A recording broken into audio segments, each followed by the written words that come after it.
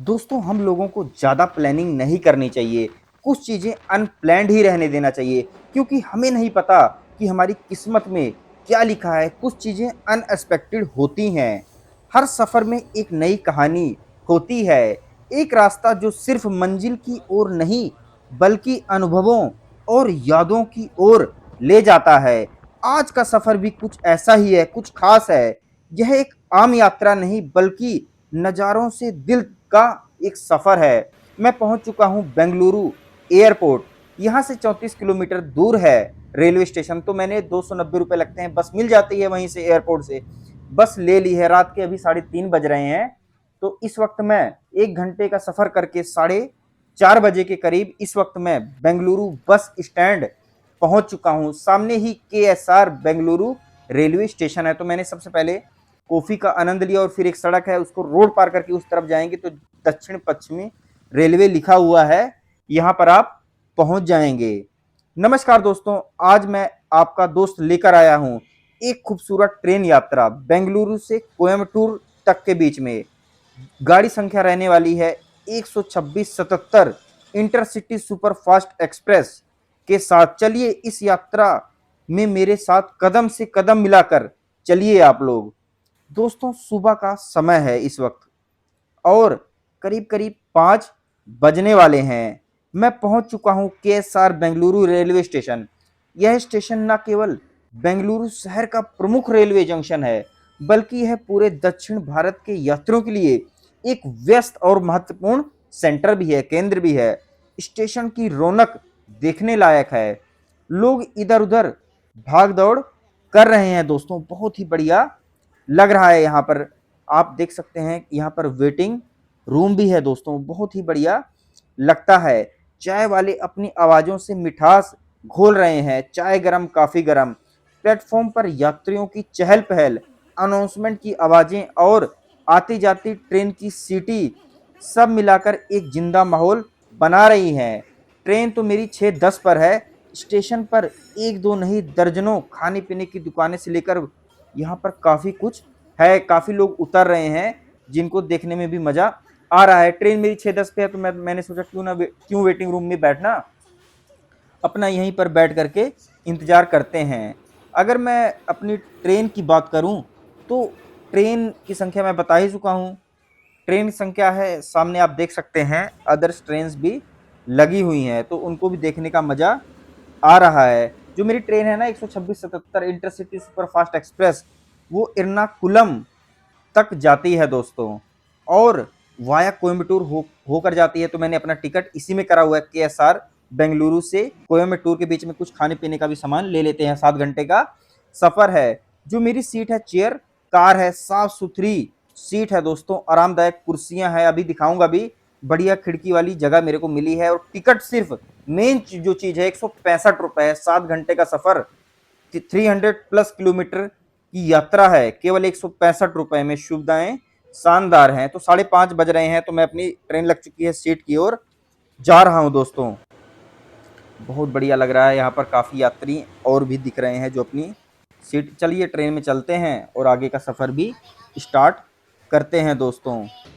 बहुत बढ़िया लग रहा है, सुबह सुबह का समय, अपनी सीट पर बैठ जाते हैं। ट्रेन चल चुकी है दोस्तों, बहुत ही बढ़िया लगता है। जैसे ही ट्रेन चलती है बेंगलुरु का शहर धीरे धीरे पीछे छूटने लगता है। सूरज की किरणें धरती को छू रही हैं और नई सुबह की शुरुआत के साथ मेरी एक नई यात्रा भी शुरू हो चुकी है दोस्तों।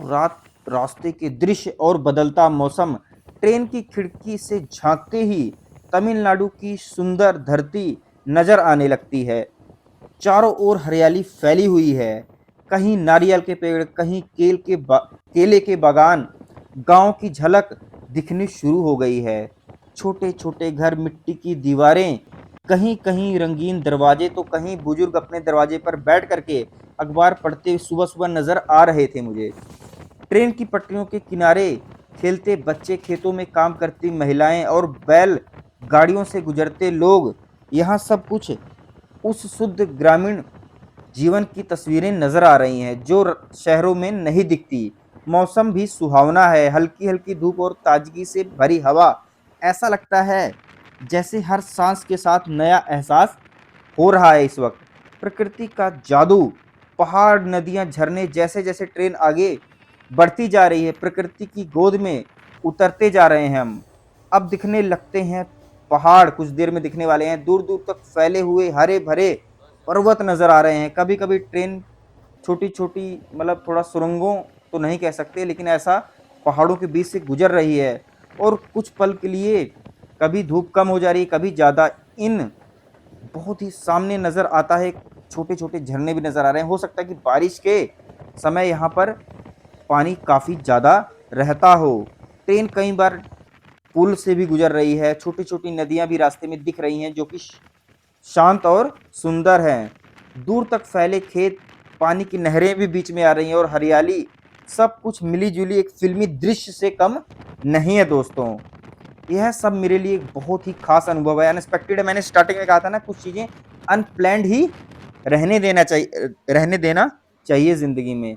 तो यहाँ पर एक रेलवे स्टेशन आ चुका है, ट्रेन यहाँ पर खड़ी हुई है। तो मैं थोड़ी देर के लिए बाहर गया, लेकिन ज़्यादा दूर नहीं गया, अभी कहीं ट्रेन चल ना पड़े। तो दोस्तों यहाँ से भी ट्रेन इस वक्त चल चुकी है। दोस्तों यह मेरे लिए काफ़ी खास अनुभव है, क्योंकि मैंने पहले कभी तमिलनाडु की प्राकृतिक सुंदरता नहीं थी देखी थी। फिर से पहाड़ियाँ आना स्टार्ट हो गई हैं। आप खुद देखिए, इतने सुंदर ये जो पहाड़ हैं, इनके बारे में क्या ही कहना। अब थोड़ा कुछ खाने पीने का भी मन हो रहा है। अगर कुछ खाने पीने के लिए आएगा तो ज़रूर भी उसका आनंद हम लेंगे दोस्तों। इतनी ज़्यादा ताजगी है। और पहाड़ देखिए, जिन चीज़ों को मैं स्टार्टिंग में कह रहा था, कई रेलवे स्टेशन आ रहे हैं रास्ते में, जैसे होसूर, सलेम, इरोड। हर स्टेशन पर कुछ नया देखने को मिल रहा है। कुछ लोकल लोग हैं, कुछ महिलाएं भी हैं, काफ़ी लोग अलग अलग प्रकार के, उनके कल्चर को भी समझने का मौका मुझे मिला रेलवे स्टेशन पर। तो इस वक्त दोस्तों अलग अलग पहाड़ आ रहे हैं यहाँ पर। अलग अलग इनकी शेप है, जिनको देखने का एक अलग ही आनंद आ रहा है। जो भी लैंडस्केप से प्यार करते हैं उनको, ये देखो एक नहर भी आ गई। लैंडस्केप की बात कर रहा था, लेकिन एक लेक भी आ गया। और ये देखिए जो ब्रिज की बात कर रहा था, बारिश के समय में जब पानी बहता होगा काफ़ी तेज़ बारिश में, तो कैसा लगता होगा। तो जो मैं आपको एक चीज़ यहाँ पर, मैं तो शायद मेरे पास इतनी चंडीगढ़ से दूर बार बार आना संभव नहीं है, लेकिन जब भी आप बेंगलुरु के आसपास रहते हो ना, बारिश के मौसम में ज़रूर इस ट्रेन में बेंगलुरु से कोयम्बटूर के बीच में जाएं, क्योंकि जो ट्रेन, नदियाँ, ब्रिज आ रहे हैं, नदियाँ बरसाती नदियाँ हो सकती हैं, ऐसा हो। और ये देखो कितना बढ़िया ट्रेन मुड़ रही है, उस सीन को कैद करने में एक अलग ही आनंद आ रहा है दोस्तों। फिर से पहाड़ियाँ, गांव, छोटी छोटी नदियाँ, जिनका मैं जिक्र कर रहा था। कभी हम इन तस्वीरों को जब ड्राइंग करते थे तो ड्राइंग शीट पर बनाया करते थे बचपन में। अब इन चीज़ों को हम एक फ्रेम की तरह खिड़की की सीट से देख रहे हैं दोस्तों। तो बहुत बढ़िया लगता ही है। कोयम्बटूर के करीब हम पहुंचने ही वाले हैं, लेकिन उससे पहले फिर से नदियां आ गई हैं, तो थोड़ा काफ़ी का भी आनंद ले लेते हैं। कोयम्बटूर में जो क्वालिटी थी ना, मुझे लाजवाब रही एज़ कम्पेयर टू जब मैं दिल्ली वगैरह में घूमता हूँ ना, चंडीगढ़। तो जो हम 10 रुपये देते हैं, लेकिन चाय की क्वालिटी आपको पता ही है, लेकिन यहाँ पर मुझे क्वालिटी बढ़िया मिली। तो साउथ इंडिया आए तो आप ट्रेन पर खाना पीना खा सकते हैं। मेरे को काफ़ी साफ़ सुथरी लग रही है साउथ की ट्रेन। अगर और भी कुछ आता है खाने पीने के लिए, उसको भी खा करके मैं बताऊंगा, ताकि आप भी कभी साउथ इंडिया आएँ तो इन चीज़ों का आनंद ले सकें। फिर से लैंडस्केप बदल गए हैं। आप देखिए, पहाड़ियाँ नहीं हैं, एक छोटा सा पहाड़ देखिए सामने नज़र आ, लेकिन अब पहाड़ों की संख्या बढ़ गई है। देखिए काफ़ी सारे पेड़ हैं, और एक पीछे हट के थोड़ा पहाड़ है, और उसको पैरेलल देखना ट्रेन से चलते हुए। देखिए अचानक ट्रेन गई और अचानक ऐसा व्यू आ गया। तो ये मुझे लग रहा है ना, जीवन की यादगार लम्हे रहने वाले हैं दोस्तों। तो आप कुछ ही समय में अब देखिए सफ़र, क्योंकि 1 बजे पहुंच जाएगी ये कोयम्बटूर। लगातार ये देखिए खाने पीने का सामान भी आने लग गया। एक अजीब सा पहाड़ आ गया है देखिए, इसको मैं कैद तो कर रहा हूँ, शायद आप देख पा रहे हैं कि नहीं। देखिए दूर दूर तक पहाड़ नहीं, ये काफ़ी बड़ा सा अलग ही शेप का पहाड़। इसको ट्रेन से देख रहे हैं, पेड़ों के बीच में है। देखिए पेड़ों के उधर है ये, और बादल हैं आसमान में। तो भैया कितना खतरनाक व्यू बन गया। अब एक नदी भी आने वाली है, गूगल मैप में मैंने अभी देखा था। तो यहाँ से जब ट्रेन गुजरेगी तो इसका भी आनंद लेंगे। जब ट्रेन गुजरती है नदी से, ब्रिज से, जो आवाज़ आती है एक ट्रेन प्रेमी को अलग ही सुकून देती है। तो देखिए आप, मेन मकसद क्या है मेरा वीडियो बनाने का? भई ₹165 तो खर्च करे हैं, ₹165 में इतने पहाड़, इतनी नदियाँ, इतने पेड़, जंगल, झरने, गाँव के लोग, अलग-अलग खेत, इतना कुछ देखने को मिल गया कि मैं बता ही नहीं सकता। भाई ₹165 आज के ज़माने में है ही क्या 7 घंटे के सफ़र में दोस्तों। तो ऐसा मुझे लग रहा है कि क्योंकि 1 बजने वाले हैं, तो कुछ ही समय में हमारा स्टेशन आ जाएगा। तो दोस्तों इस वक़्त देखिए तरबूज कितना साफ-सुथरा है, लिफ़ाफ़े में पैक्ड है, नीट एंड क्लीन। इसको मैं खाने का आनंद लूँगा और मैंने तरबूज ले लिया है दोस्तों। बहुत ही बढ़िया टेस्ट था। साथ में एक और फ्रूट लिया था अनानास, पाइनएप्पल, जिसका भी टेस्ट बहुत ही बेहतरीन था। मेन मुझे साफ-सफाई लगी क्योंकि आप बाहर जाते हैं ना घर से तो चीज़ें हाइजीनिक होनी चाहिए, तभी आनंद आता है उन चीज़ों को खाने का। तो अब तो सफ़र अंतिम चरण में है, एक और पहाड़ी नज़र आ गई है। इतनी मैं आपको पहाड़ियाँ दिखा चुका हूँ, तो आप पक्का आपका मन बन गया होगा, ये ट्रेन जर्नी करने का। मैं तो आपको ये भी कहूँगा जब भी आप कोयम्बटूर आ रहे हो ना डायरेक्ट फ्लाइट से ना हो दिल्ली से, पहले बेंगलुरु उतर जाओ और ये वाली ट्रेन बुक करो। लगेंगे 7 घंटे तो लगेंगे, लेकिन ऐसा जो यादगार जर्नी जीवन भर याद रहने वाली है भाई ₹165 में भैया। तो दोस्तों आप इसका आनंद ले सकते हैं। तो हमारा लक्ष्य करीब-करीब वैसे तो यहाँ पर 12:57 दोपहर के टाइम है कोयम्बटूर में, लेकिन करीब-करीब 1 बजे है ट्रेन, पहुँच चुकी है कोयम्बटूर। मैं आपको कोयम्बटूर रेलवे स्टेशन भी दिखाने वाला हूँ। इस वक़्त मैं अपना सफ़र पूरा करके 7 घंटे का उतर चुका हूँ कोयम्बटूर रेलवे स्टेशन, तमिलनाडु की धरती पर पहली बार उतरा हूँ। भाई जो चीज़ आप पहली बार करो यादगार तो रहती ही है।